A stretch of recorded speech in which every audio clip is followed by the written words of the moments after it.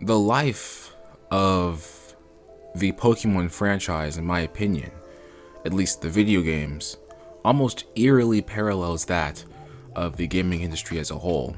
And to make that point, I will compare the Pokemon video game franchise to another well-loved video game franchise that, as of the past 5-6 years, has felt like nothing but a cash grab. That is the Madden franchise. The Madden series of football simulation games, which are made by EA Sports.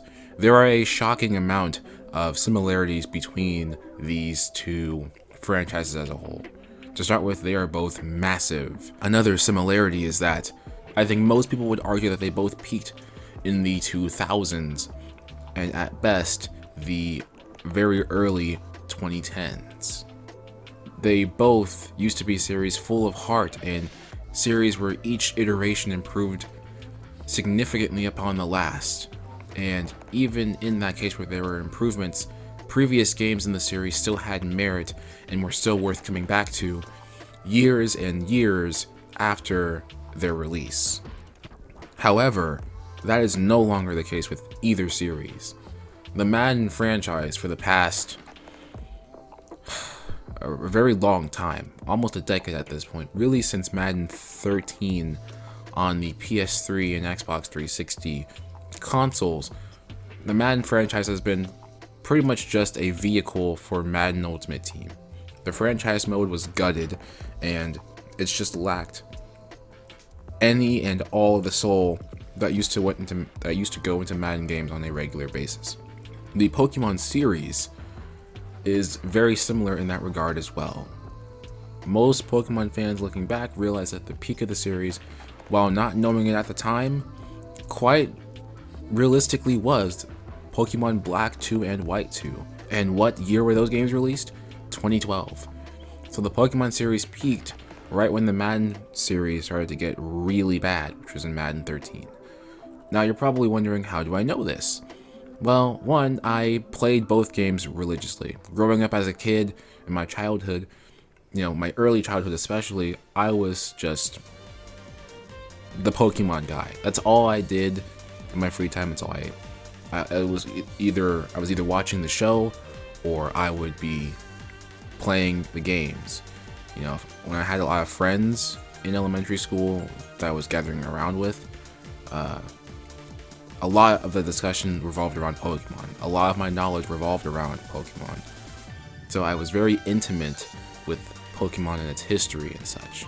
I actually played my first Pokemon game was Pokemon Red for the Game Boy. And my dad gave me his old Game Boy Color, and yeah, that was like pretty much the first console I had. I know the series pretty well up through Generation 4. I never played Generation 5, but everyone I talk to about Generation 5 adores Generation 5. Now, when it comes to Madden, I started to get interested in that when I went to middle school and when I started to play football. I got a PS2, I got a bunch of Madden games, and NCAA football games as well, but especially Madden. And the PS2 Madden games were fantastic. They were great experiences. I still occasionally play them to this day. But here's the thing though, like I just mentioned, on the 360 PS3 generation, the series did not do too well. Madden 06, I'm not going to get too far into it. There's a video that I'm linking in the description that basically describes what happened when Madden was transitioning to the new generation of consoles. And essentially what that problem was that the foundation for the code base was just horrible, and it took them a while to actually make a solid Madden game on the 7th generation of consoles, but they were eventually able to do that. And Madden 11, Madden 12, maybe even Madden 10, I didn't play that, but from what I've heard at least, those were solid titles. But Madden 13 is not a good game, and especially the franchise mode. It's not good. And then you have the rest of the series, whether it's on the Xbox One and the other 8th generation of consoles, or if it was on the 7th generation of consoles, regardless of how you played it, the Madden games just lacked soul. They felt like completely a vehicle for the Madden Ultimate Team online focused game mode with, of course, with transactions. That's kind of the heart and soul of it. You know, these games went from being inspired, improving on each iteration, to just being a way to make money, you know, empty people's wallets. And I'm starting to see, I think we've all, at least if we're all in the general gaming space on YouTube, we've all started to see YouTubers talk about how gaming isn't the same anymore. And I think it's fair to say that with these two franchises that were once just unbelievably large and the pillar of just games as a whole, right? When you think of video games, if you wrote down a list of like 20 different things you would think of when you think of video games, for most people, you know, it might be, you'll probably find Pokemon and Madden in there, at least if they grew up in the 2000s. So we have these pillars of the game community of old, and they're a shell of themselves. They're an absolute shell of themselves. They're just being pushed out just to make more money. And you can tell that so clearly now, right? You know, the Diamond and Pearl remakes that were just released, they have been, and I think it's fair to say this, they've been universally panned and slammed, right? There's no one that's got a positive view on these games, and that's completely justified, fair, and necessary. Game Freak has continued to go in this direction for a long time, and the Madden franchise has also been going in this direction for a pretty long time. It was a bit more erratic, but it's definitely hit rock bottom, and the same can be said for the Pokemon series too. And that's sad, because these two games, which, like I've mentioned before, these two games were just, they used to be so good, loved by millions, but now they're just cash grabs. And it's reflective of the fact that games, you know, the video game business now more than ever is, like I just said, it's more of a business now than a pursuit of passion than it's ever been before, right? At least in the AAA space.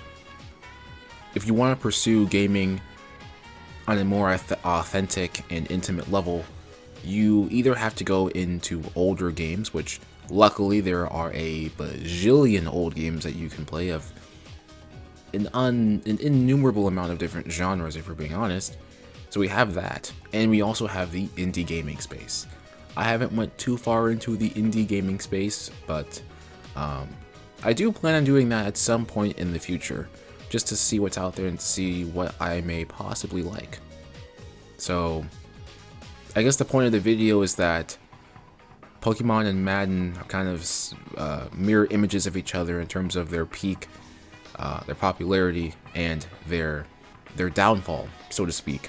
They're also representative or symbolic of the gaming industry as a whole, and how it's gone from being people that made things that they had pride in to people making things that will please investors and, you know, hit the shelves on target release dates for certain holidays and to make money. And it's sad. And the only solution out of this is to vote with your wallet. Don't buy these games. Don't buy the Generation 4 remakes. You know, don't buy Madden, period. Right? I know it's tempting because you see people making playthroughs on it, but don't do it. If you have control over it, don't do it. Of course, some people are kids, and it's sad that kids are going to have these games nowadays be their baseline for their childhood in terms of what the good old days used to be. Even though we, as conscious adults, can clearly see that these are not good games that are being released nowadays. They don't have the same soul that they used to. And I hate to sound like an old man on my rocking chair, you know, with my wife knitting a sweater next to me, but it's true. I think we can all agree that games are, generally speaking, in at least the AAA and the large company gaming space, games have a lot less soul than they used to have. And it's because gaming's gotten more mainstream, and it's gotten more, how do I even say this? It's gotten more, there's more investors involved, there's more money involved now. It's just sad to see gaming be the way it is currently. At least in the large gaming space. Some companies still get it right, but most of them don't, and that's sad. But anyway, if you enjoyed this more somber toned video, and you want to see more videos where I just talk about random gaming topics and discussions, feel free to subscribe. And if there's any thoughts that you may have on this video as a whole, feel free to comment. Thanks for watching, and I will see you guys next time.